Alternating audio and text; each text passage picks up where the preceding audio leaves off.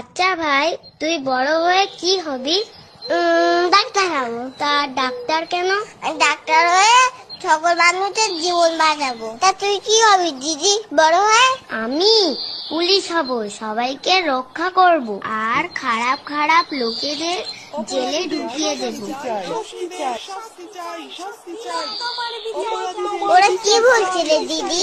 এনে তাড়াতাড়ি দুধটা খেয়ে নে, আমাকে একটু পর বেরোতে হবে। কোথায় মা? ওরা কারা মা? কেনই বা ওরা বেরিয়েছে? ওরা তো আন্দোলন করছে রে মা। ও মা, আন্দোলন মানে কি?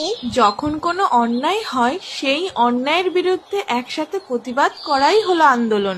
তা ওরা আন্দোলন করছে কেন মা?